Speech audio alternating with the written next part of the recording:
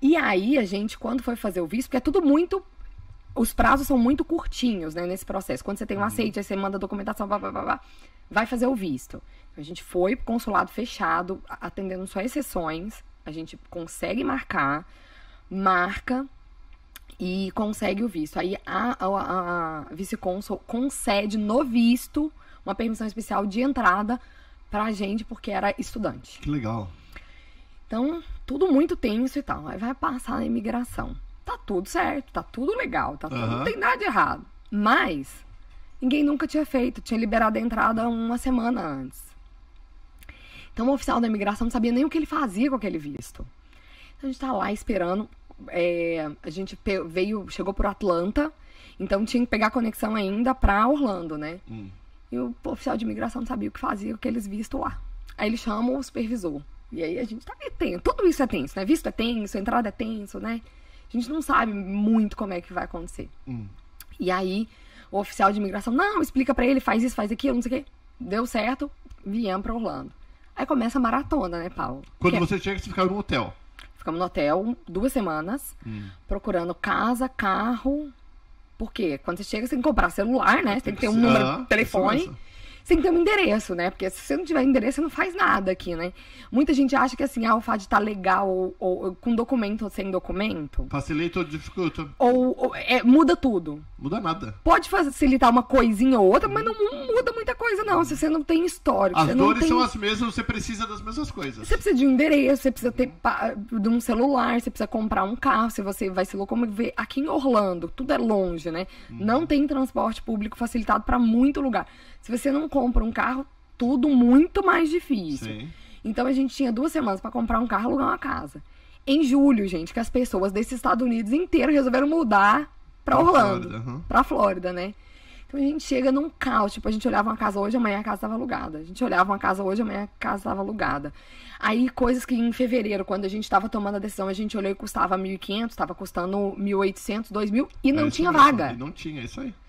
E não tinha vaga. Então, assim, todo o planejamento financeiro que a gente fez pra chegar também foi assim, por água abaixo. O carro custava 10, agora custava 12 e amanhã ia custar 13. É isso mesmo.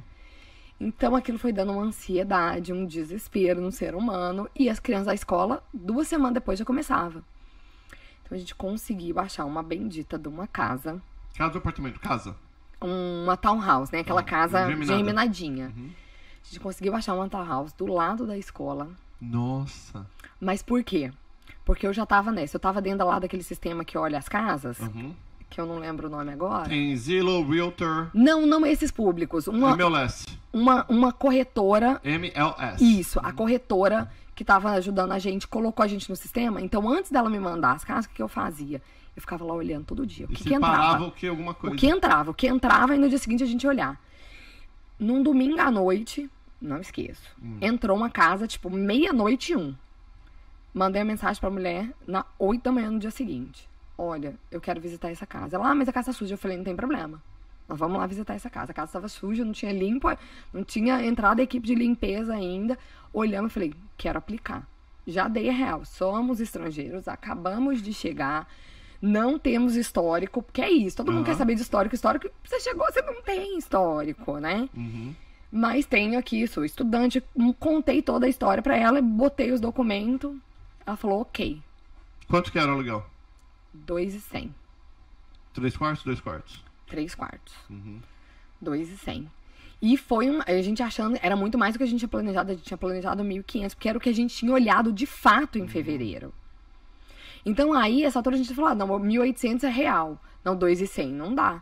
Mas não tinha opção. Era 2.100 ou não ter casa? Ou não ter casa ou ficar morando em hotel, que ia sair muito mais caro. Então, assim, chegou naquele ponto que, assim, vamos ter que encarar e vamos fazer depois como é que a gente paga essas contas, né?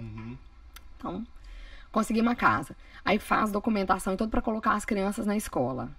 E a escola já é naquele início de aula, eles já não estavam processando novas matrículas, eles estavam já cuidando do dia a dia de quem ia começar a estudar.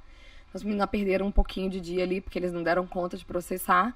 Mas colocamos as crianças na escola, conseguimos achar um carro, que também foi nessa. Chegamos lá para olhar o carro numa concessionária. Ah, gostamos do carro. Ah, beleza. Então amanhã vocês vêm aqui com o tal do cheque administrativo, né? Que a gente não sabia nem que tinha isso, que é um cheque lá meio que nominal, garantido, como né? se fosse no Brasil. É o cheque administrativo no Brasil. É um cheque que Aqui garante chama o valor. Cashier check. Aqui chama. Que garante o valor, né? O valor já saiu da sua conta, Isso. então é um compromisso maior. Aí a gente falou, não, então amanhã a gente vai no banco e vai pedir esse cheque aí pra trazer aqui. Quando a gente tava dentro da agência, falou, então tá, qual o valor exato pra gente colocar no cheque? Não, já vendeu o carro. É demais, né? Aí eu falei, não, mas e aquele outro que a gente tinha gostado? Não, também já vendeu. Isso era do domingo pra segunda, gente. Uau. Então, assim, tava muito difícil. Aí achamos um carro, chegamos lá, não, mas o carro tá sujo, o carro não passou pela revisão, o carro não... Se o carro passar pela revisão e tiver bom, é nosso. Tivemos que dar, tipo, uma garantia, né? Demos um cheque lá de entrada pra garantir um carro que ele nem sabia se ele ia vender. Nossa. Porque ainda não tinha passado pra revisão, mas era o que tinha. Então, assim, essas lições que a gente foi aprendendo, porque foi muito intenso num mês, a gente fala, a gente leva uma vida inteira no Brasil pra aprender as coisas, né? De adolescente, aí você abre a primeira conta, aí depois de um tempo você faz o primeiro financiamento, seja de um bem e tudo mais, e tudo vai devagarzinho. Aqui é tudo num mês e, né, no quente, né? Mas aqui tudo é bem prático, você resolve as coisas. Se você tiver dinheiro, né, Paulo? Ou saber o que tá fazendo. Ou saber o que tá fazendo, mas quando você chega, você não sabe o que tá verdade. fazendo. Isso mesmo. Então você tem que ter dinheiro, né? E a gente veio preparado, mas não pra tudo que a gente ia gastar. Então, assim, as coisas que a gente foi aprendendo nesse um mês, o que a gente falou? Vamos fazer Vocês chegaram que mês? julho, Julho. no meio do furacão, né? Que as aulas começam em agosto. Então a gente falou, vamos começar a fazer um perfil do Instagram e fazer um canal no YouTube pra contar essas coisas pra quem tá vindo nesse perfil que a gente tá vindo de estudante. Porque é diferente de quem tá vindo com outros perfis. Porque a universidade exige um monte de coisa de você, um monte de burocracia. Então, assim, pra eu receber o salário, que aí depois tem que fazer o dinheiro entrar, né? Então, pra receber salário, você tem que ter Social Security. Mas tem que pedir, você tem que pegar lá. Você tem que pedir. Era pandemia. Não era só chegar lá e apresentar seus documentos, por melhor que tivesse. Tinha que agendar uma data. E aí as datas estavam lá pra não sei quando. E aí você só podia chegar lá se você tivesse uma confusão. E eu já tinha Social Security da época que eu vim como Camp Counselor. Só que era nome de solteiro, então tinha que atualizar. E também não é um processo padrão, então tudo era diferente. Então, tudo que a gente aprendeu a duras penas, e aí a tirar social para quem vem como J2 e tirar o Work Permit.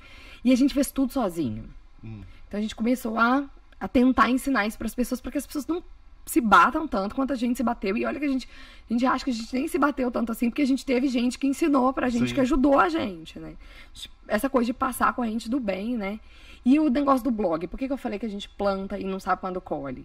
Porque quando eu quis mudar de comunicação, que era a minha carreira, para turismo, uma das coisas que eu falava, eu falei assim, eu sempre quis isso. Foi uma coisa que eu sempre gostei, eu sempre observei, sempre falei a respeito. Olha aqui, eu tenho um blog desde 2010. Então, eu tinha 11 anos desse blog lá, contando as minhas experiências de viagem, que foi uma forma de demonstrar para as universidades que eu tinha uma paixão de verdade com a Clara e que eu não ia desistir. Porque o que as universidades olham muito? Já que ela vai investir em você em termos de bolsa de estudo e tudo mais, você não vai desistir no meio do caminho, né? Exatamente. Porque é uma grande mudança. E eles sabem disso. Então, tem muita gente que desiste. Ah, mas alguém desiste disso? Sim, muita gente desiste no meio do caminho. A faculdade investe, põe dinheiro e não colhe